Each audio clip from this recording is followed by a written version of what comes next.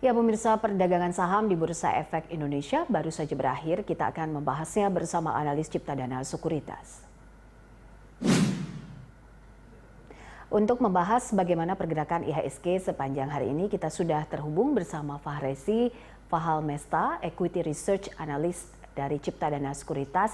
Mas Fahrezi, terima kasih sudah bergabung bersama kami. Kita lihat tadi ternyata bursa ditutup menguat ke zona hijau di 0,35%. Menurut Anda apa saja sentimen hari ini yang mempengaruhi lantai bursa kita? Baik, pada dasarnya pergerakan indeks pada hari ini tidak terlalu menarik. Mungkin awalnya meningkat dikarenakan mengikuti daripada global market juga, di mana bursa di US sempat meningkat. Tapi untuk di Indonesia sendiri, saya lihat sih beberapa saham seperti sektor properti hari ini tidak terlalu menarik, tapi lebih didrive oleh saham-saham sektor media dan juga cigarettes. Dan yang pasti kalau kita lihat hari ini yang cukup menarik adalah Bank BTN yang naik cukup signifikan dikarenakan results-nya yang positif pada hari ini. Jadi overall saya lihat market kita hari ini sebenarnya tidak terlalu menarik karena hanya beberapa sektor yang memberikan boost untuk peningkatan pada hari ini. Oke, kalau coba kita lihat dan juga analisa, trennya sendiri seperti apa sejak awal pekan hingga penutupan hari ini? Ya, sebenarnya dari awal pekan kita lihat dari Senin sampai dengan hari ini cukup lampi pergerakannya. Ada hari mana IHSG naik dan juga IHSG turun. Seperti ya kemarin sempat turun juga. Ini dikarenakan kalau saya lihat IHSG sebenarnya ada di area support, bisa turun di bawah ke 5.000 apabila tidak ada berita-berita yang positif. Jadi kalau saya lihat sebenarnya investors ini lebih cautious saat ini.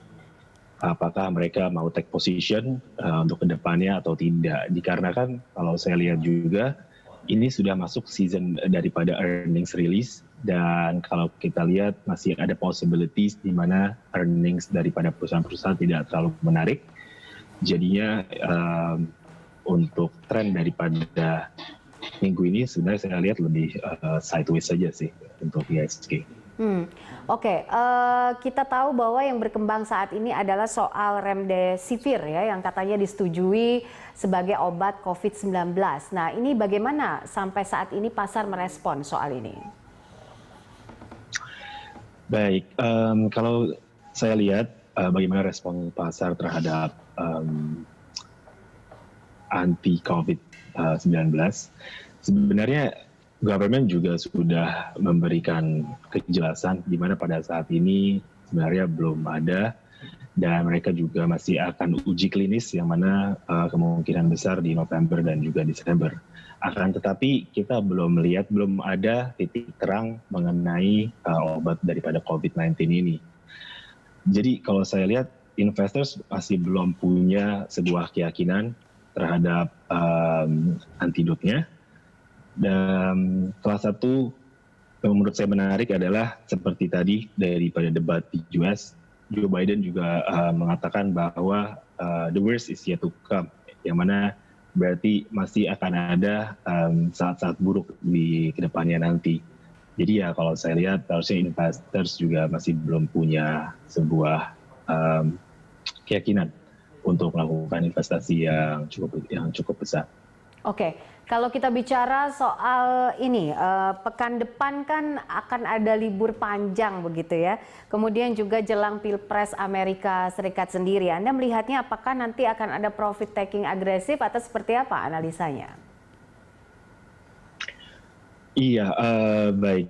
Biasanya kalau kita lihat dari pada seasonality-nya kalau di saat mau libur panjang, biasanya orang-orang juga tidak akan terlalu agresif dalam melakukan investasi. Jadi kalau saya lihat 2 hari ke depan seharusnya marketnya sideways dan karena libur panjang biasanya investors yang melakukan investasi menggunakan margin mereka juga biasanya lebih cautious karena akan ada interest yang berjalan. Jadinya kalau saya lihat ini untuk minggu depan relatif sideways saja. Dan terkecuali apabila ada positif sentimen daripada package stimulus yang biasanya ditunggu oleh pada investors, yang ini seharusnya bisa menjadi salah satu penggerak daripada bursa di Indonesia juga. Oke, jelang disahkannya oleh Presiden mungkin untuk Undang-Undang Omnibus Law, kemudian juga peraturan-peraturan turunannya begitu ya.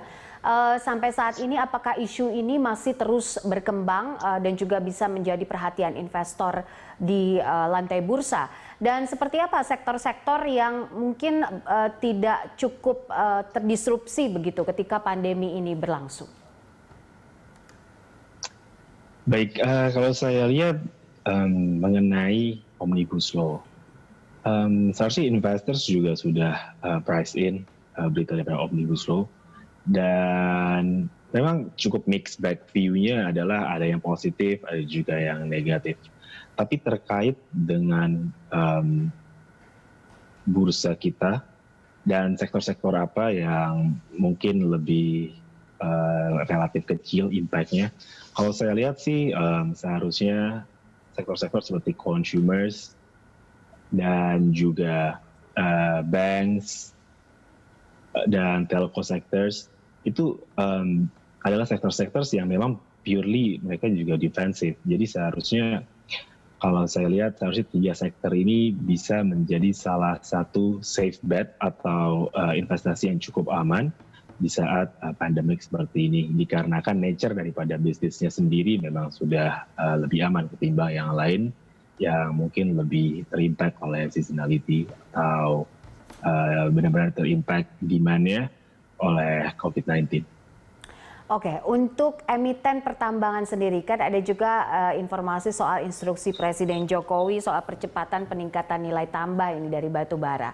Nah, Anda melihatnya prospeknya apakah layak untuk dikoleksi atau seperti apa untuk pekan depan?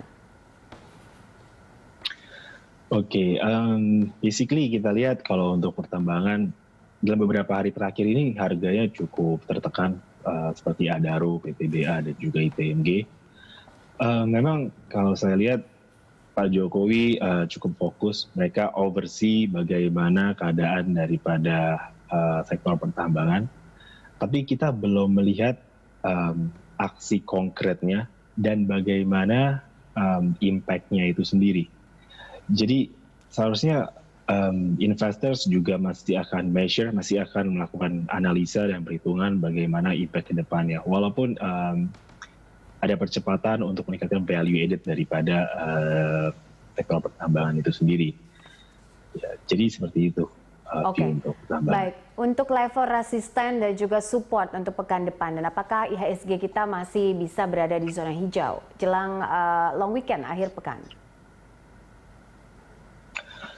Ya, seperti yang saya katakan tadi, mungkin seharusnya lebih sideways atau sedikit turun. Tapi kalau saya lihat seharusnya supportnya ada di 5.000, jadi tidak akan break daripada itu.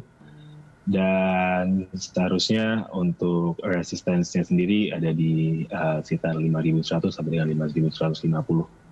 Jadi saya lihat secara keseluruhan seharusnya untuk 2 hari ke depan, di hari Senin dan Selasa sebelum hari libur, pergerakannya tidak akan ada yang surprising. Baik, terima kasih Mas Faresi untuk analisanya dan juga waktunya bersama kami dalam Closing Market.